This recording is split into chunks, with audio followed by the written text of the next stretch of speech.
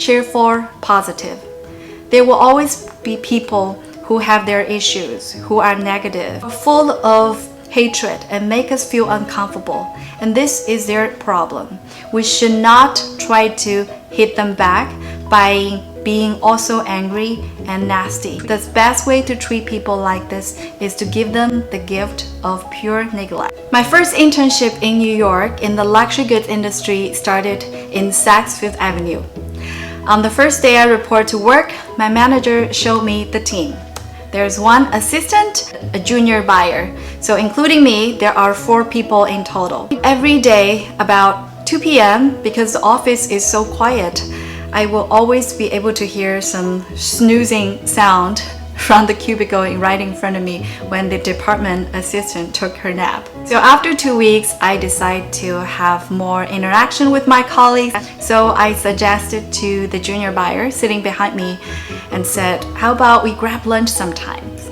So she seemed to like the idea, although it never happened, even if I mentioned it several times. After a while, I realized that she seldom have dinner away from her desk.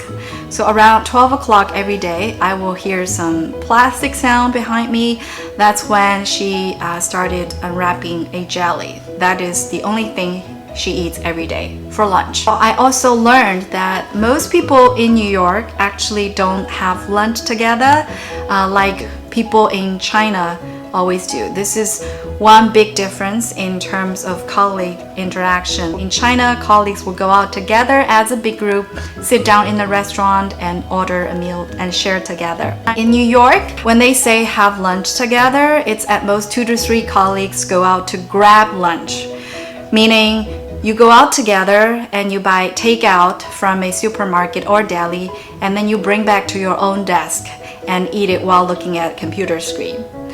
I also learned that in New York, actually in most of the United States, people don't have dinner between colleagues because anything between colleagues is lunch only. Dinner is reserved strictly for families and personal time. So there is another buyer who would report to the same big boss as my manager. Let's call her buyer A. She has a very interesting way to manage relationship with her manager and navigate politics. So every Monday morning, the first thing she does is going to her manager's office to talk about her weekend. Most of the time, it's about how wonderful her weekend was with her family and boyfriend in Upper State New York. And she actually has a subordinate, a assistant buyer, who joined the company about the same time I did. I could tell that over time, that girl has picked up her manager's trick and use it right on her manager. So every morning, buyer A would spend half an hour chatting about her weekend with her boss. After she had done that relationship building thing, she'd go back to her office, and the junior buyer would then pop into buyer A's office to tell her about the latest reality show updates, the latest entertainment gossips and dramas.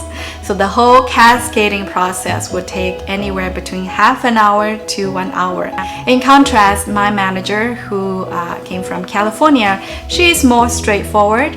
She came to the office, would she say hi to everyone, and she would spend about 5 minutes chatting with her boss, and after that she will go right back to her office and start working. I could tell over time that the buyer A don't really get along with my manager, which I can understand because after all, they both manage their own P&L and they are compared to each other constantly. I noticed that the buyer A has a very interesting expression because we run into each other a lot in the hallway. First, she will smile at you really warmly, and as you walk towards each other, as you get close, her smile will suddenly drop and turn into a really cold, mean look, like this, as if her Botox has lost effect that second and all her muscles collapse.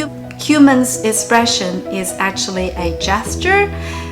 What she did was first be nice at you, pat you on the shoulder, and as you get close, she suddenly take out a cold knife and stab at you.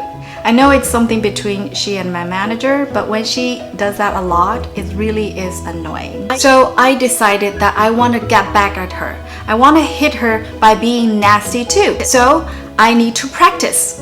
But I have one challenge. That is, I don't have anyone to practice this with. Or to be more exact, I cannot practice this on my friends or family. I can only practice this with people, with strangers that I know when I will never meet again. So I hit Fifth Avenue, where there are tons of tourists and strangers that I know I will never see again. And even when they see me having this weird expression, they would only think, geez, another person who worked in New York and gone cuckoo. I practiced this emotion for a while. I realized that when I did that, I worked myself up. I filled myself with anger. And I told myself to feel that way as if I hate people. But this is not who I am. Because I'm never a master of nasty emotions. You can never beat a nasty person by being more nasty, because they are bringing you down to their level and they will beat you with their expertise. I decided that I should not make myself a negative, nasty person because someone have their own issues. The best way to treat people like that is just to ignore them. So I decided that I should be who I am. So going forward, whenever I saw her in the hallway, I would just ignore her. I treat her like air. And I also look beyond her as if someone standing behind her was waving at me. And that worked. Because whenever she did that to me, she got the gift of pure neglect. She no longer did that to me, and she disappeared from my vision. So I won by being who I am, the cheerful, glad Tess. I hit Fifth Avenue again, this time being me. Glad, cheerful, positive. There will always be people who have their issues, who are negative, full of hatred and make us feel uncomfortable. And this is their problem. We should not try to hit them back by being also angry and nasty. The best way to treat people like this is to give them the gift of pure neglect. Thanks for watching. See you next time.